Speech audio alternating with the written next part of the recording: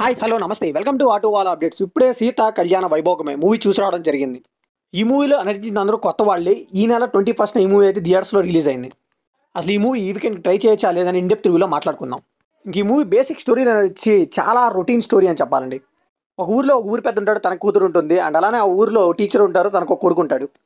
As usual వీళ్ళిద్దరైతే లవ్లో పడతారు. ఇంక వెళ్ళామో హీరోయిన్ని పెళ్లి చేసుకుందామని ట్రై చేస్తూ ఉంటాడు. ఇంకా హీరోయిన్ అయితే ఊరి నుంచి లేచిపోయి వెళ్ళిపోతారు. వీళ్ళు లేచిపోవడం వల్ల ఊరు పెద్ద అయిన ఆ టెంపుల్ని ఒక ప్రాబ్లం క్రియేట్ చేసి మూసేపిస్తాడు. సో ఆ టెంపుల్కి వచ్చిన ప్రాబ్లం ఏంటి, మళ్ళీ హీరోయిన్ ఊరికి వచ్చి ఆ టెంపుల్ని తెరిపించారా లేదా, ఇదంతా తెలియాలంటే ఈ మూవీ ట్రై చేయాల్సిందే. ఇంక ఈ మూవీలో పాజిటివ్ విషయానికి వస్తే స్క్రీన్ ప్లే స్టోరీ రొటీన్ అయినా కానీ కొన్ని ఎమోషనల్ సీన్స్ బాగానే వర్కౌట్ చేశారు. ఎస్పెషల్లీ విజువల్స్ అయితే చాలా కలర్ఫుల్గా చూపించారు. ఆ పల్లెడి నేటివిటీని ఇదంతా బాగా చూపించారు. మంచి లొకేషన్స్ అయితే పట్టారని చెప్పాలి.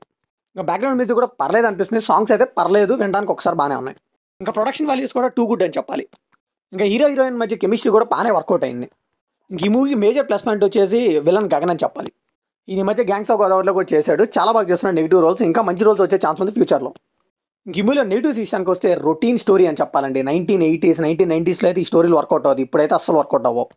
నాకు ఈ మూవీ చూస్తున్నాను చెప్పు కూడా మన సిద్ధార్థ్ గారి బావ మూవీ ఉంటుంది కదా, అదే గుర్తొచ్చిందండి. సేమ్ టెంపుల్ ప్రాబ్లం ఒకేలా అనిపిస్తాయి. పోనీ ఆ టెంపుల్ ప్రాబ్లం కొంచెం గట్టిగా చూపించారా, అదేమీ లేదండి. లవ్ స్టోరీని ఎక్కువ చూపించారు. ఇంక ఇంటర్వల్ని మంచిగా ప్లేస్ చేసే పొటెన్షియల్ పాయింట్ ఉన్నా కానీ దాన్ని పక్కన పెట్టి ఇది సింపుల్గా తేల్చేశారు. ఇంకా కామెడీ అయితే చాలా బాగా ట్రై చేశారు కానీ ఏది వర్కౌట్ అవ్వలేదండి. క్లైమాక్స్లో కొంచెం ఎమోషనల్ వర్కౌట్ అయింది అంతే. అండ్ ఈ మూవీకి టైటిల్ ఎందుకు పెట్టారో అసలు జస్టిఫికేషన్ కూడా ఇవ్వలేకపోయారు. ఇక సెకండ్ హాఫ్లో శ్రీరామ ఉత్సవాలని చెప్పి ఉత్సవాలు అదంతా ఎందుకు పెట్టారో నాకు తెలియదు, కానీ అందులో ఒక ఐటమ్ సాంగ్ పెట్టారండి. అది ఎందుకు పెట్టారా, అసలు ఈ మూవీకి ఇక్కడ ఎందుకు వచ్చిందనేది అర్థం కాలేదు. ఏదో ఆ సాంగ్ అయితే మాస్ ఆడియన్స్ పల్స్ పట్టుకోవడానికి అన్నట్టు పెట్టారు.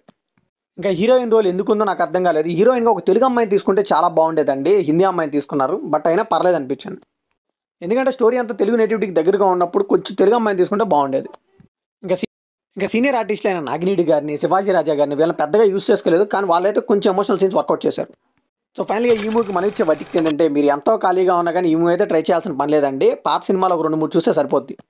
లైక్ బావా కానీ 1980s ఆ టైంలో పీరియడ్లో వచ్చిన సినిమాలని ఇలానే ఉంటాయి. ఓవరాల్గా ఇది ఒక రొటీన్ రొట్ట స్టోరీ అని చెప్పాలి.